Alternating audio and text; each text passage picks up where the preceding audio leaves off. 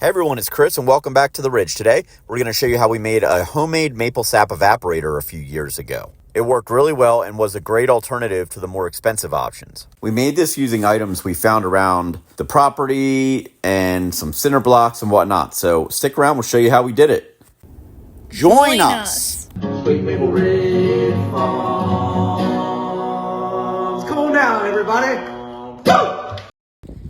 Hey everyone, welcome back to the channel. Thanks for joining us again. We really appreciate any likes and subscribes. So we made maple syrup back in 2022 using a homemade maple syrup evaporator. And we used some basic supplies that we got at our local maple syrup store and that we also got online in order to collect the sap. Now that's a whole other video, but that's super simple, and you can see here I wanted to include it on this video on how to collect the sap. But basically just using tubing and have it go down into a pail or an empty container like this, or a bucket is the best way to do it. It's really, really easy. So what we ended up doing was really successful. We ended up with something like 45 gallons of sap, and we made, I don't know, a few quarts out of that. So it was the perfect way to start this hobby. And we've been addicted ever since. So this is what we did. We found a level spot on our property and we found some cinder blocks. And you can see what we did here. Now we got these 3 buffet style restaurant pans from Costco Business Center. You can get them online though. They're honestly pretty cheap. So we stacked the cinder blocks like this, and you can see the piece of angle iron there to the right. We used that, and we put that, I found 2 pieces of it actually, and we put that on both sides of the top of the cinder blocks to give an area or give something for the pans to rest on. And you'll see what I mean here in a minute. Then for the back side, I used some more cinder blocks and a couple flat cinder blocks to make something for this stovepipe we had laying around to sit on. I set the stovepipe on this old barbecue grate, and then we secured the stovepipe with wire and stakes so that it couldn't be blown over or anything like that. You definitely wouldn't want to get this thing fired up and then have that blow over. Now, you don't need to use stovepipe. You can use a piece of metal pipe if you have something like that laying around your house. So next, we found a bunch of mud, and we filled in all the holes in the cinder blocks and also filled in the cracks. The idea here is to keep the heat and the fire in. So I found these 2 pieces of metal, and they were perfect to sit on top of the cinder blocks and rest the edges of the buffet pans on. And that's what we're going to fill with sap to boil. So it's really important that they're stable, that they're not in danger of falling, because if one of those would fall into the fire, with the sugar content that you're dealing with, it could really cause some problems and really could potentially create a really big problem. So we don't want that. We made sure that the pans were in there very, very well and sitting on top of that angle iron. And I think that's a really, really important step. And here's a close-up of what we mean. Next, we use this wire to secure the stovepipe so that it would not blow over and just made it a lot more sturdy. Again, you don't want that thing to fall or blow over, anything like that, because that's going to create a really big problem and create a burn and fire risk for everybody. You can't see it too good, but I have 2 stakes here driven into the ground, and I have the wire attached to the stakes and also the stovepipe, and that's what's holding it up. And we also have some cinder blocks there supporting the stovepipe to the sides and to the rear of it. We added a couple more cinder blocks and a couple more pieces of angle iron that we had laying around just to shore everything up and make it super sturdy. And I think we're ready to go here.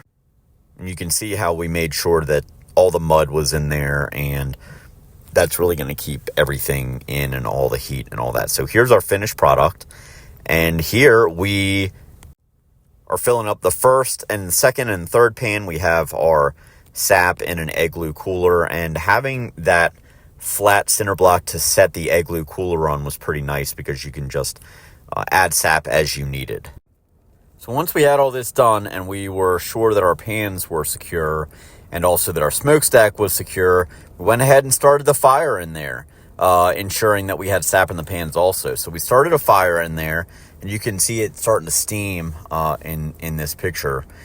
I can tell you, it really started going good. Here it is starting to boil. And at this point, you want all 3 of your pans filled with about 2 inches of sap. Now, out of the 21 trees that we tapped, we got about 45 gallons or so. So we had plenty to boil. And here you can see a little smoke coming out of the smokestack. If you're new to the channel, please subscribe. We really appreciate it.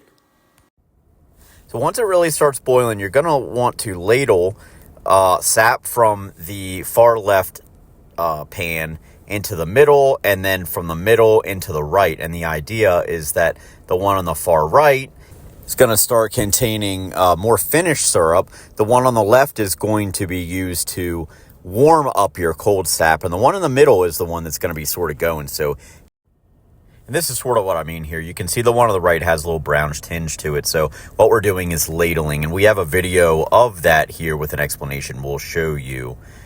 This is the middle pan. You can see how that looks, but lots of steam coming off, and we'll show you. So this is our homemade DIY maple sap evaporator.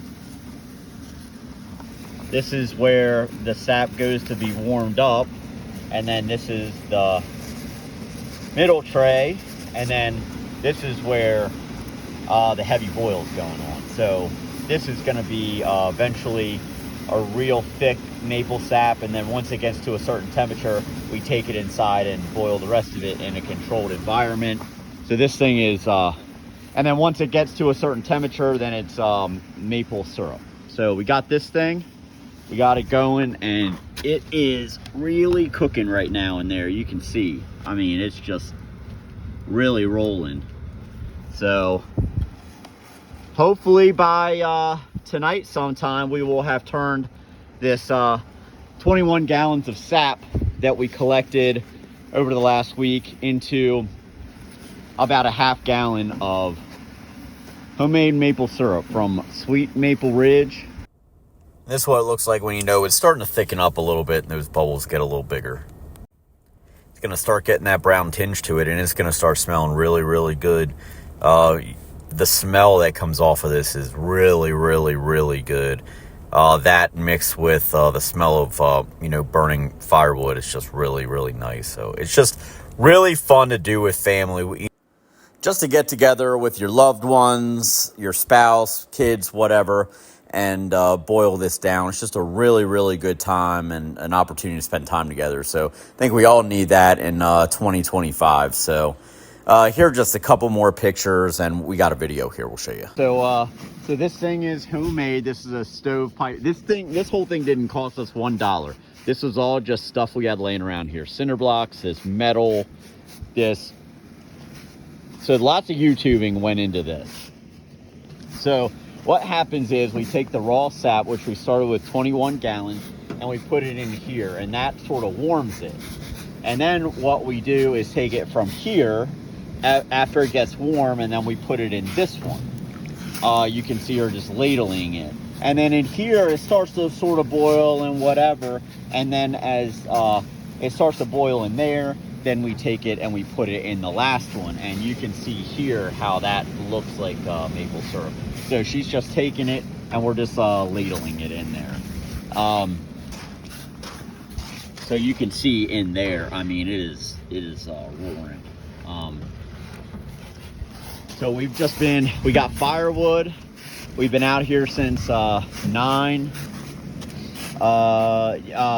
and we started boiling it at 9, and here we are. So what we're gonna do when this, when we still have maybe 5 more gallons to go, and then she takes this this little strainer, and you just kind of get this foam off. And so once we get through all this is going to start turning super dark, and then we're going to take it inside into the house, and that's when we boil it the rest of the way. It has to be 7 degrees above boiling in order for it to be maple syrup. So the boiling point of water. That's when you know that it's maple syrup. So even once we're done here, this will still not be maple syrup. It still has to go in the house and finish boiling, but we do it in there. It's a more controlled environment. So anyway, that's where we're at right now. And yeah, so once we knew we were getting close, we took it off the evaporator, brought it inside, and put it in a pot. Now you can see we have a candy thermometer here. So like I said, it needs to be 7 degrees above the boiling point of water. Now the boiling point of water changes daily based on barometric pressure and elevation. So what you want to do to determine the boiling point of water is to boil some water. Once it starts boiling, find out what the temperature is by using a thermometer. And that's the temperature you need to go by. So add 7 degrees to that temperature, and then that's what you want your maple syrup to be. So when it gets to be that temperature, that's when you basically have maple syrup. Now there is more that goes into that. Now that we've moved on to having an actual evaporator, we do use a hydrometer. You can use a hydrometer. They're not expensive, and you can get them at most maple syrup supply places. But the most easiest way to determine or to know that you're getting close is 7 degrees above the boiling point of water. So once you get there, you want to put it in some sterilized mason jars. That's pretty much the easiest way to do it.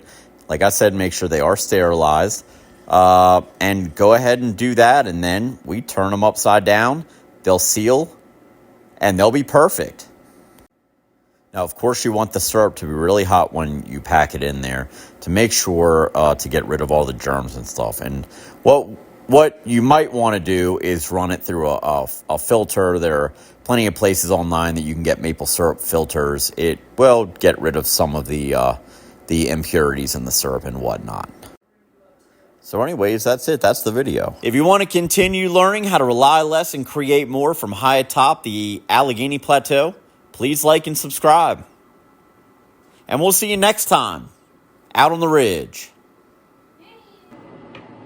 If you want to support the channel, get some stickers. Here's the link.